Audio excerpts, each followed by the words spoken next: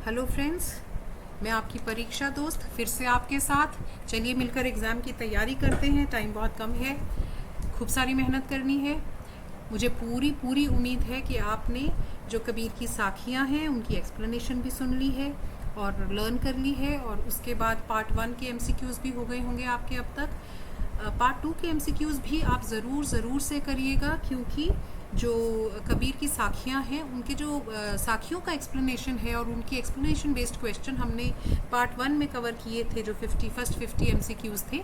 और जो बाकी का जो है पाठ प्रवेश के ऊपर जो क्वेश्चंस हैं या कबीर जी के ऊपर जो क्वेश्चंस हैं और जो शब्दार्थ पर क्वेश्चंस हैं, वो ज़्यादातर सेकंड जो 50 हमने शेयर किए हैं आपके साथ उसमें कवर्ड है। तो प्लीज़ दोनों को ज़रूर करिएगा। पूरे 100 क्वेश्चंस कंप्लीट करने बहुत ज़रूरी हैं, ताकि आपका कबीर की साखियाँ पाठ जो है वो अच्छे से प्रिपेयर हो जाए, उसमें कोई प्रॉब्लम आपकी नहीं बचे।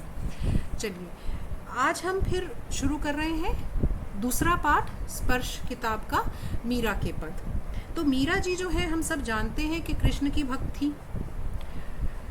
उन्होंने इस पद में क्या कहा है वो हम एक एक करके समझेंगे, लेकिन इसमें इनको समझने के लिए बहुत ज़रूरी है कि इसमें जो शब्द यूज़ किए हैं उनको आप, उनके मीनिंग्स को आप समझें। जैसे ही आप उनके मीनिंग्स को समझेंगे, आपको ये मीरा के पद बहुत ही इजीली समझ आने शुरू हो जाएंगे।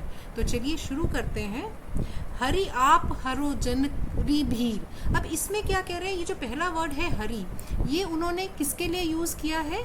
उन्होंने अपने आराध्य कृष्ण जी के लिए, जिनकी वे आराधना करती थी, जिनकी वे भक्त थी कृष्ण जी, उनके लिए यूज़ किया है। और कहा है आप हरो जनरी पीर। अब जन वर्ड जो यूज़ किया है उन्होंने भक्तों के लिए किया है। हरने के लिए, क्या चीज़ हरने के लिए कहा है मीरा जी ने कृष्ण जी को? री भीर, दुख को हरने के लिए कहा है। किसके दुख को? भक्तों के दुख को हरने के लिए। तो अब इस लाइन को कंप्लीट करें अगर, तो इस पद में मीरा जी ने कृष्ण जी से भक्तों की पीड़ को हरने के लिए कहा है, और उन्होंने उन्हें याद दिलाया है 3 एग्जाम्पल्स देकर कि आपने इन तीनों की भी पीड़ हरी थी। किस किस की? सबसे पहले उन्होंने कहा है द्रौपदी री लाज राखी, कि आपने द्रौपदी की भी इज्जत मान बनाए रखा था जब राज दरबार में उनका चीरहरण हो रहा था। आप बढ़ायो चीर, कैसे बचाई थी उनकी लाज? जो उनका वस्त्र था, उनकी साड़ी थी, उसको वे लंबा करते गए थे और उनकी इज्जत उन्होंने बचाई थी। बढ़ायो चीर, वस्त्र को बढ़ाया था। और दूसरा उन्होंने जो उदाहरण दिया है, भगत कारण रूप नरहरि धर्यो आप शरीर। अब यहाँ भगत किसकी बात कर रहे हैं? यहाँ वो भक्त प्रहलाद की बात कर रहे हैं कि उनको बचाने के लिए आपने नरहरि मतलब नरसिंह का रूप धारण किया था, और आपने भक्त प्रहलाद की रक्षा की थी। और तीसरा एग्जाम्पल जो उन्होंने दिया है वो दिया है बूढ़े हाथी का। जो इंद्र के वाहन हैं गजराज, उनका उन्होंने एग्जाम्पल दिया है कि वो डूबते हुए बूढ़े हाथी को बचाने के लिए आपने जो मगरमच्छ है उसको काट डाला था। जो मगरमच्छ उन्हें उस डूबते हाथी को अपने मुंह में लेना चाहता था, आपने उसको मार डाला था, और डूबते हुए हाथी की भी आपने पीड़ हरी थी। तो जिस तरीके से आपने द्रौपदी की, भक्त प्रहलाद की और बूढ़े गजराज की पीड़ हरी थी, उनकी मदद की थी, उसी तरह दासी मीरा, कि मैं मीरा जो हूँ आपकी दासी हूँ। आपकी किसकी? लाल गिरधर की। और लाल गिरधर से क्या मतलब है? कृष्ण जी की, कि हे कृष्ण, मैं मीरा भी आपकी दासी हूँ। हरो हमारी पीर, म्हारी। राजस्थानी स्टाइल में ये बोला गया है, क्योंकि वो एक राजस्थानी वो थी, राजपुत्री थी, तो उनकी भाषा में ये वर्ड्स आपको नज़र आएंगे, हरो म्हारी पीर। तो वो कहना चाहती हैं कि मेरा भी दुख उसी तरह हरो जिस तरह आपने द्रौपदी का, भक्त प्रहलाद का और बूढ़े हाथी का की पीड़ को आपने हरा था। बहुत प्रेम से मीरा जी ने ये सब कहा है, बहुत भक्ति भाव को वो प्रकट कर रही हैं इस पूरे अपने पद्य में। और उन्होंने जो रस जो इसमें आया है, मेन रस प्रधान जो है, शांत रस इसमें प्रधान है। और देखिए कितने सुंदर तत्सम और तद्भव शब्दों का सुंदर उन्होंने मिश्रण इसमें किया है। अब इसमें जो मेन वर्ड्स थे मैंने आपको एक्सप्लेन तो कर दिए हैं, और आपको याद अगर कोई वर्ड बाय चांस नहीं रहता तो यहाँ मैंने वो सारे आपको रिटर्न में दे भी दिए हैं। अगर आपको कोई भी भूल जाए तो आप यहाँ देख सकते हैं। चलिए अगला पाठ करते हैं पद्य का। श्याम माने चाकर राखो जी। तो यहाँ मीरा जी पहले वाले में उन्होंने कहा कि मेरे दुख दूर करें, दूसरे में वो कह रहे हैं कि मुझे अपने यहाँ नौकर ही रख लीजिए। ऐसा वो क्यों कहती हैं? श्याम माने चाकर राखो जी, कि श्याम यहाँ पे कृष्ण जी की बात कर रही हैं। माने मुझे चाकर नौकर राखो जी मतलब रख लीजिए। गिरधारी लाला माने चाकर राखो जी। तो दोबारा से उन्होंने श्याम जी को दूसरे नाम से पुकारा है कृष्ण जी को, और कहा है मुझे चाकर रख लो। चाकर रसूं बाग लगास्यूं, कि मैं चाकर बनकर रहूंगी, बाग लगाऊंगी। क्यों लगाऊंगी बाग? ताकि नित उठ दर्शन पास्यूं, कि मैं जब भी उठूंगी और आप उस बगीचे में आएंगे तो मुझे आपका दर्शन प्राप्त होगा। वृंदावन की कुंज गली में, वृंदावन की कुंज मतलब तंग तंग जो गलियां हैं वृंदावन में, गोविंद लीला गास्यूं, कि मैं आपकी जो लीला है उसका बखान करूंगी वृंदावन की गलियों में।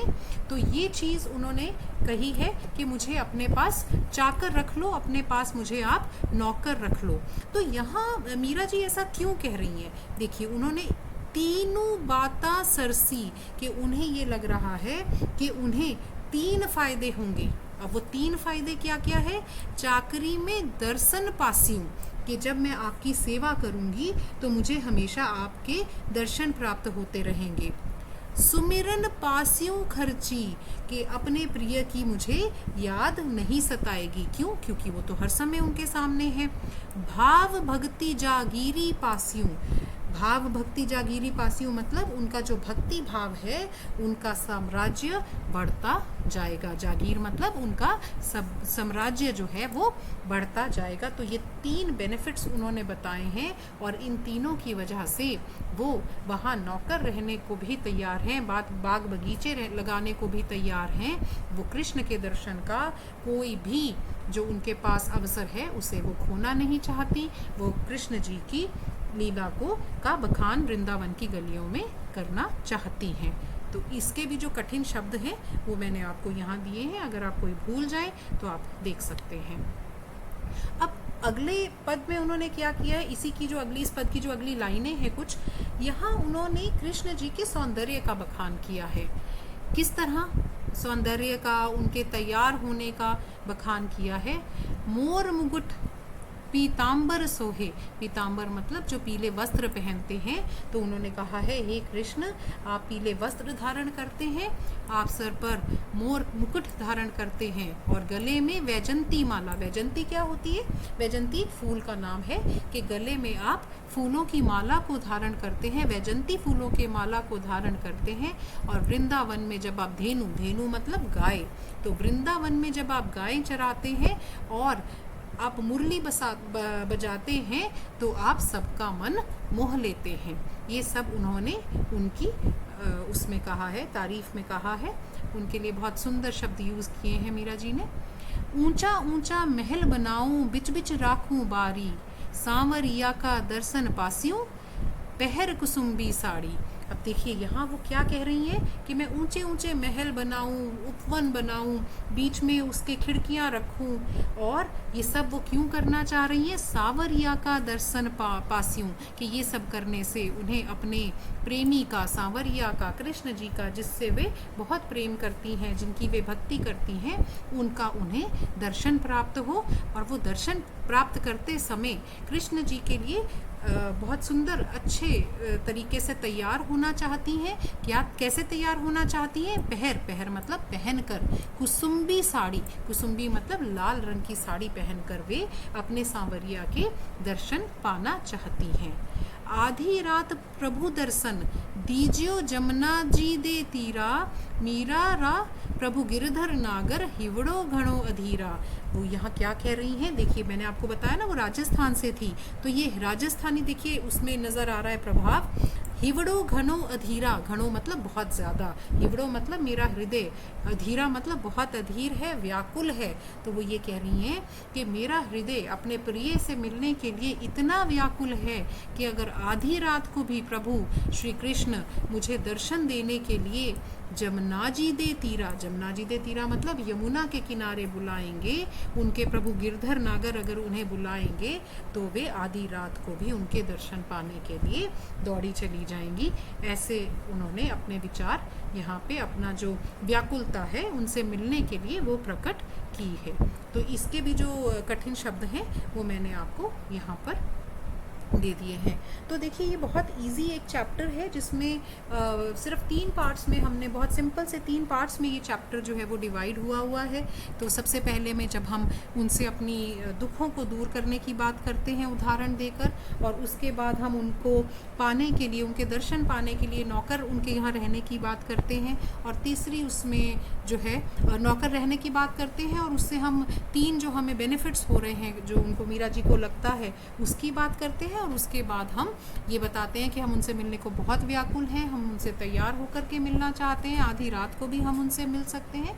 ये सब बातें जो हैं मीरा जी ने कही हैं और उनके सौंदर्य का बखान उन्होंने किया है। तो ये 3 पार्ट्स में बहुत सिंपली इसको आप लर्न कर सकते हैं। और इसमें जो थोड़ा सा और मैं आपको बताना चाहूँगी कि इनको हिंदी और गुजराती दोनों की ही कवित्री कहा जाता है, और 7-8 ही कृतियाँ इनकी उपलब्ध हैं, बहुत ज़्यादा उपलब्ध नहीं है। बहुत सरल भाषा में आम बोलचाल, वो हमें थोड़ी सी डिफरेंट इसलिए लग रही है क्योंकि वो राजस्थानी और ब्रज भाषा का ना एक मिश्रण है, क्योंकि वो खुद राजस्थान से थी और जो उनके प्रिय हैं कृष्ण जी, उनके यहाँ ब्रज भाषा यूज़ होती थी। तो कहीं ना कहीं जो कुछ भाषाओं का मिश्रण उसमें आ रहा है, राजस्थानी, गुजराती, पंजाबी, ब्रज और खड़ी बोली का, तो इसलिए थोड़ा सा हमें वो लगता है।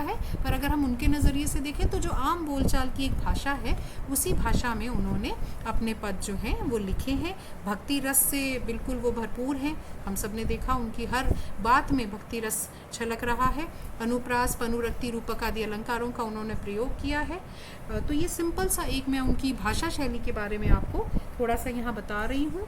इसके अलावा देखिए जो मीरा जी के बारे में क्वेश्चंस बनते हैं या जो पाठ प्रवेश के क्वेश्चंस हैं, जैसे हमने कबीर की साखियों में किए थे कि हमने MCQs के थ्रू उनको कवर किया था, वहीं पे मैं इसी तरह से मीरा के पद के भी जो ऐसे क्वेश्चंस हैं अपने MCQs में ही कवर करूँगी, ताकि वहाँ वो साथ के साथ लर्न हो जाते हैं, हम बार बार उनको रिपीट करते हैं, लर्न हो जाते हैं। तो उसके लिए आप जो MCQs हैं हमारे क्विक 100 वो आएंगे और आप उनको ज़रूर अटैम्प्ट करिएगा, और ऐसे क्वेश्चंस हम वहीं पे कवर करेंगे। तो ठीक है, जल्दी ही अपने MCQ सेक्शन में दोबारा से मिलते हैं। थैंक यू वेरी मच बच्चे। और अगर आपको अच्छा लगा हो मेरा ये वीडियो तो प्लीज़ प्लीज़ प्लीज़ ये चैनल को सब्सक्राइब करें और बेल आइकन ज़रूर दबाएं, लाइक करें और अपने दोस्तों से शेयर करें, क्योंकि हमारा जो ऑब्जेक्टिव है वो ये है कि हम सब एक साथ मिलकर खूब सारे मार्क्स स्कोर करना चाहते हैं। तो अपने दोस्तों की बहुत सारी मदद कीजिए, शेयर कीजिए इस वीडियो को। Thank you so very much guys.